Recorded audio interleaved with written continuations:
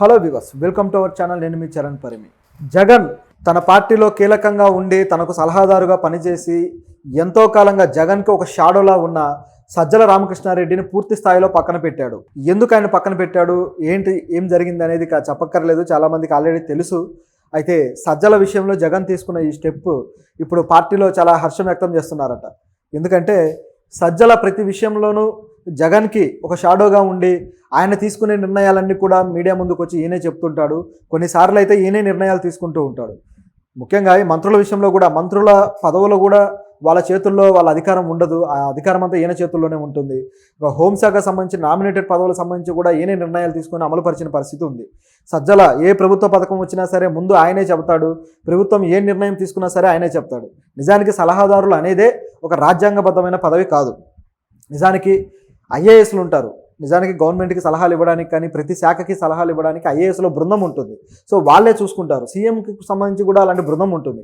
కానీ వాళ్ళకు ప్రాధాన్యత ఇవ్వకుండా పూర్తిగా ఒక బయట నుంచి ఒక సలహాదారులను తెచ్చుకొని సలహాదారుల బృందాన్ని మెయింటైన్ చేస్తూ వాళ్ళకి జీతాలు, మరి ఈ రాజ్యాంగబద్ధమైన పదవే కాదు, మళ్ళీ జీతాలు కూడా వాళ్ళకి శాంక్షన్ చేస్తూ ఈ విధంగా ఆ పదవులను నడిపారనమాట. సో ఆ పదవుల్లో వాళ్ళే సీఎంలాగా వెలగబెట్టిన పరిస్థితి ఉంది. ప్రతి ప్రభుత్వంది అలాగే. గతంలో మన తెలంగాణ ప్రభుత్వం కూడా అదే విధంగా చేస్తూ వచ్చింది. కొంతమంది ఐఏఎస్లు, మాజీ ఐఏఎస్లను తీసుకొచ్చేసి సలహాదారులుగా పెట్టుకోవడము.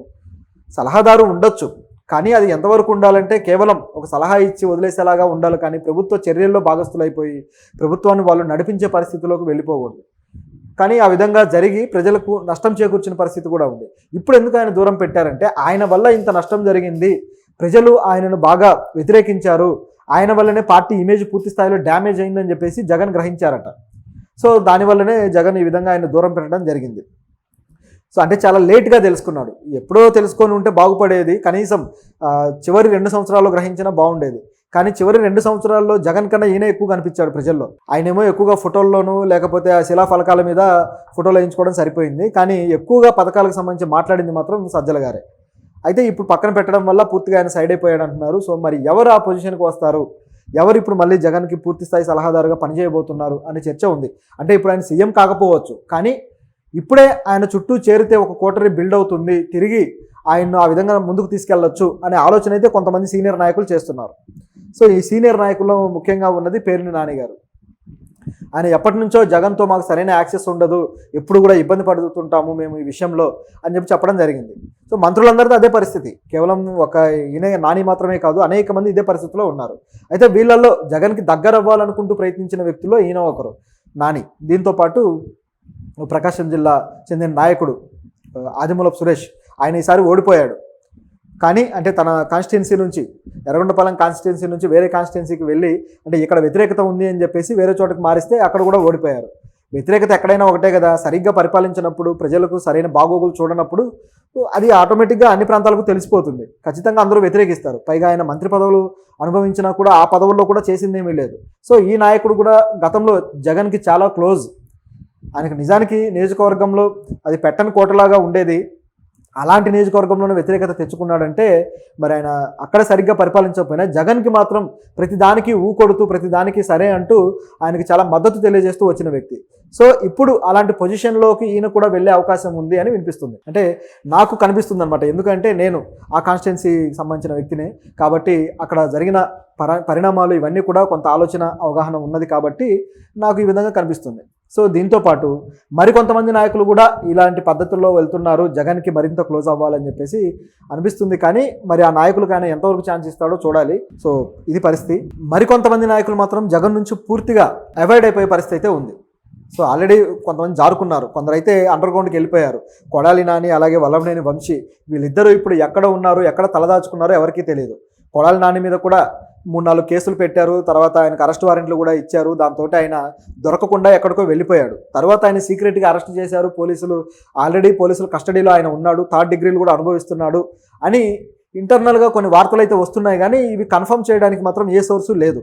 అది నిజమా కాదా అనేది తెలియదు. సో ఆయన ఇంకా పరారీలోనే ఉన్నాడు అనుకుందాం. దాంతోపాటు వల్లభనేని వంశీ అయితే అమెరికా వెళ్ళాడు, లేకపోతే బెంగళూరు వెళ్ళాడు, లేకపోతే హైదరాబాద్లో గచ్చిబౌలిలో తలదాచుకున్నాడు అని అనేక వార్తలు వచ్చాయి. సో ఈయన కూడా ఎక్కడికి వెళ్ళాడు, ఎక్కడ తలదాచుకున్నాడో ఎవరికీ తెలియదు. మరొక వార్త ఏంటంటే ఒక స్టార్ హీరోని ఆయనకు అవకాశం ఇచ్చి ఆయనకు ఆశ్రయం ఇచ్చాడు అనే వాదన కూడా ఉంది. సో ఆ స్టార్ హీరో ఎవరో మీకు సోషల్ మీడియాలో కొన్ని ఫోటోలు వైరల్ అయ్యాయి. ఆ స్టార్ హీరో తోటి వల్లభనేని వంశీ గతంలో అంటే 20 years బ్యాక్ వాళ్ళిద్దరూ కలిసి దిగిన ఫోటోలు, ఆ ఫ్రెండ్షిప్ అదంతా కూడా అది మీరు చూడొచ్చు. సో ఇది పరిస్థితి. అంటే ఇలాంటి కొంతమంది నాయకులేమో జారుకుంటున్నారు, కొంతమంది నాయకులేమో తప్పని పరిస్థితుల్లో జగన్కి అంగీకరించాల్సిన పొజిషన్లో ఉన్నారు, అంటే ఆయన అభిప్రాయాలని. దాంట్లో ముఖ్యంగా బొత్స సత్యనారాయణ అంటే ఆయన పార్టీలో రాజకీయ పదవులు అనుభవించాడు, సీనియర్ నాయకుడు, జగన్కి అన్ని విధాలుగా అనుకూలంగా ఉన్న వ్యక్తే. కానీ ఇప్పుడు మాత్రం ఆయన ఓటమి ఎదుర్కొన్న తర్వాత బాగా డీలా పడిపోయాడు. సో ఇక మనం సైడ్ అయిపోవడం బెటర్ అనుకున్న టైంలో ఆయనకు మళ్ళీ ఎమ్మెల్సీ పదవి కోసం పోటీ నిలబెట్టాల్సి వచ్చింది. ఆ పోటీలో నిలబడటం ఆయనకి ఇష్టం లేకపోయినా సరే ఆయన తప్పని పరిస్థితుల్లో నిలబడ్డాడు. సో ఇప్పుడు ఒకవేళ గెలిస్తే మాత్రం మీకు మంచి ఆపర్చునిటీ క్రియేట్ చేస్తాను అని చెప్పేసి జగన్ ఆయనకు హామీ ఇచ్చారట. సో ఒక బ్రహ్మాండమైన ఆపర్చునిటీ ఆయనకు ఉంది. సో మరి అది ఏంటి అనేది తెలియదు, కానీ ఒకవేళ అది కానీ క్రియేట్ చేస్తే ఇక జగన్కి ఎలాగైతే సజ్జల ఉన్నారో అదే విధంగా ఈయన మారే అవకాశం అయితే ఉంది బొత్స. సో ఇది పరిస్థితి. ఈ విధంగా జగన్ తన కూటమిని కొందరిని దూరం చేసుకుంటున్నాడు, కొందరిని దగ్గర చేసుకుంటున్నాడు. ఇక రోజా గారు అయితే పూర్తి స్థాయిలో దూరమైనట్టే కనిపిస్తుంది. సో ఇదిలా ఉంటే మరోవైపు జగన్ మరో సంక్షోభాన్ని ఎదుర్కొంటున్నాడు. అదేంటంటే సెక్యూరిటీకి సంబంధించి. తనకి ప్రభుత్వం సెక్యూరిటీని తగ్గించింది, Z+ కేటగిరీ సెక్యూరిటీని ఇస్తున్న ప్రభుత్వం సడన్గా ఎందుకు తగ్గించింది అని చెప్పేసి ఆయన కోర్టుకు కూడా వెళ్ళాడు. అయితే ఈయన కోర్టుకు వెళ్ళిన విషయంలో టీడీపీ శ్రేణులు మాత్రం అసంతృప్తితో ఉన్నాయి. సో ఆయన చెప్పేదంతా కూడా సరైంది కాదు, మేము సెక్యూరిటీని ఏమాత్రం తగ్గించలేదు. ఆయనకు సీఎం హోదాలో ఏ సెక్యూరిటీ అయితే ఉందో ఆ సెక్యూరిటీ నుంచి మేము సాధారణ ఎమ్మెల్యేకి ఒక పార్టీ అధినేతకి ఏ సెక్యూరిటీ ఇవ్వాలో ఆ సెక్యూరిటీని మాత్రం కల్పిస్తూ అదనంగా ఉన్న వాళ్ళని మేము తొలగించాము అని చెప్తున్నారు.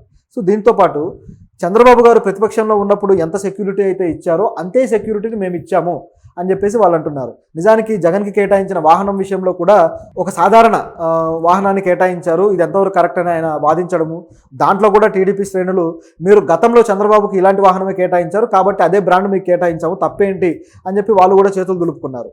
అంతే కదా, మనం గౌరవాన్ని ఇస్తే గౌరవం మనకు తిరిగి వస్తుంది, మనం ఎంత చేస్తే తిరిగి మనకు అంత వస్తుంది. సో ఆయనకి ఇప్పుడు రిపీటెడ్గా ఈ విధంగా కౌంటర్లు పడుతూ ఉండేసరికి ఇక ఏం చేయాలో అర్థం కాని పరిస్థితిలో పడిపోయాడు.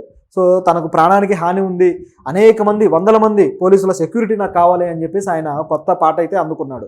సో ఇది చూస్తూ ఉంటే దీన్ని ఒక వివాదంగా మార్చడానికి ప్రయత్నిస్తున్నట్టు కనిపిస్తుంది. నిజానికి ఇక్కడ ఏ వివాదం లేదు, ఆయనకి ఎంత సెక్యూరిటీ ఇవ్వాలో అంత సెక్యూరిటీ ఇచ్చారు. దాంతోపాటు 24 hours ఆయన ఇంటి దగ్గర కూడా గార్డ్స్ ఉంటారు. సో షిఫ్టుల వారీగా గార్డ్స్ ఆయనకు సెక్యూరిటీ కల్పిస్తారు. సో అన్ని విధాలుగా ఆయనకు ఏ ప్రమాదం ఏమీ లేదు, కానీ ఆయనే కావాలనే విధంగా చెప్తున్నాడు జగన్ అని చెప్పేసి టీడీపీ నుంచి కూడా కొన్ని ఆరోపణలు వస్తున్నాయి. సో ఇది ఇంకా ఎంత దూరం వెళ్తుందో చూడాలి. సో ఇది విధంగా ఉంది. జగన్ మరి తరువాత